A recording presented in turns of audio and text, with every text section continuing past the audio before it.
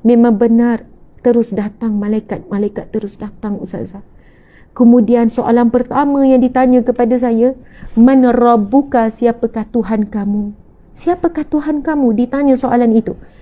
Dia kata, ustazah, saya nak jawab Allah, tapi saya tak boleh nak jawab.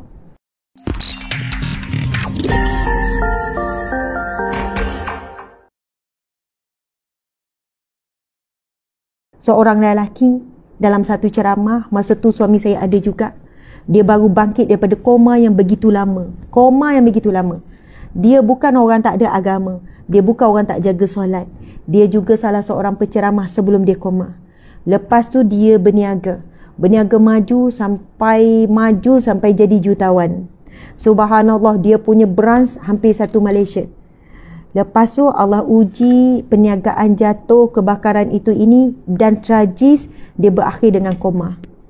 Paling tragis berakhir macam mana dia boleh koma, aksiden ke apa, saya tak ingat lah. Subhanallah, dia cerita tu dengan keadaan menangis. Dia kata, ustazah, dalam tempoh saya koma, ini kisah benar ni, bagaimana dalam keadaan dia koma, dia kata, saya ingat memang saya mati. Sebab real sangat ustazah. Sebab apa? Bagaimana saya melihat anak-anak isteri saya menangis keliling saya sebab meratapi kematian saya, tapi saya tak boleh nak bercakap dengan dia orang. Bagaimana saya melalui proses dimandikan jenazah, kemudian saya dikafankan, kemudian saya dihantar ke kubur, kemudian saya ditanam. Dia kata, ustazah, real, it's real. Dia macam hidup, mati, dihidupkan kembali. Dia kata, saya melalui semua tu. Subhanallah. Dan ustazah tahu tak apa yang saya nak buat masa tu? Apa yang saya nak buat?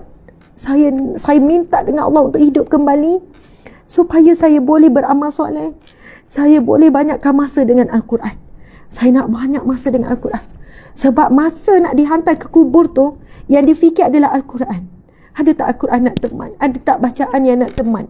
Ada tak bacaan yang nak jadi pelindung ni? Ada tak takut sangat dia dihantar ke kubur sebab tahu dah ni. Lepas tu, Allahu Akbar. Ini dia cerita ni. Subhanallah. Saya dengar menaik bulu roma saya menangis. Dia kata, ustazah, memang benar gambaran-gambaran yang kita dengar daripada Nabi Muhammad, yang kita dengar daripada guru-guru, daripada ahli ulama, gambaran suasana kita nak ke kubur itu saya lalui. Lepas tu, dia kata bila masuk ke kubur, dia kata, sebaik berapa langkah saja keluarga tinggalkan. Subhanallah, rupanya semua ini bayangan ketika dia koma, bukan benar-benar berlaku. Memang benar, terus datang malaikat terus datang ustazah. Kemudian soalan pertama yang ditanya kepada saya, man rabbuka, siapakah Tuhan kamu? Siapakah Tuhan kamu? Ditanya soalan itu. Dia kata, ustazah, saya nak jawab Allah, tapi saya tak boleh nak jawab. Saya tak boleh nak jawab Allahu Rabbi, Allah itu Tuhanku, Allah itu sembahanku. Saya tak dapat jawab ustazah. Dia kata gitu. Saya kata tak dapat jawab. Tak dapat ustazah, tak dapat. Walaupun hati saya kuat nak jawab, saya tak dapat jawab. Dan apa yang berlaku, dia kata saya kena pukul dengan satu belati, satu pukulan. Dia kata di dunia ni saya tak boleh nak gambarkan. Kalau nak gambarkan macam bagaimana alat pemukul tu. Maksudnya kalau kita kata rotan, kita boleh bayar rotan kan?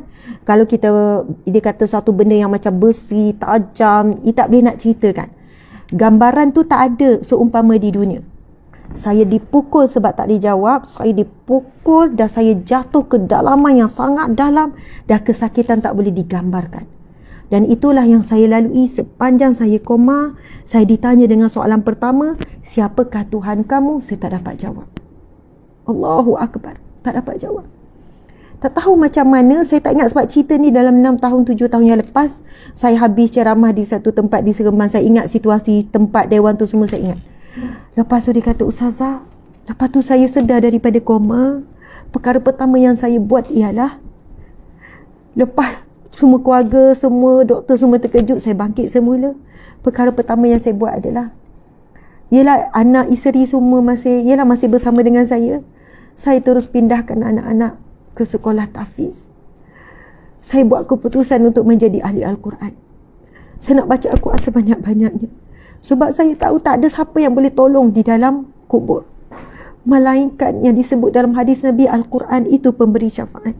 Amal soleh Saya bukan katakan kena pindah anak ke sekolah tahfiz semua ni. Tak, tuan-puan janganlah terus bertindak fikir macam tu semuanya. Subhanallah, tapi itu yang dia buat. Itu yang dia buat. Sebab apabila dia kena macam tu kan, dia diuji dan diberikan suasana situasi macam tu, muslimin-muslimat. Kita apa jua keadaan, saya cuma nak kembalikan diri saya sendiri, sahabat-sahabat, kepada Al-Quran. Kita terlalu banyak leka dengan ni, terlalu banyak. Walaupun ada kebaikan telefon ni, tapi hakikatnya Al-Quran adalah sahabat sejati. Yang mana kalau kita baca, dia akan setia dengan kita. Sampai dalam kubur, sampai ke mahsyar. Itu janji Allah, itu janji Rasulullah. Al-Quran ini ada semuanya, ada penawar, ada jawapan setiap persoalan. Tapi kena baca dengan terjemahan.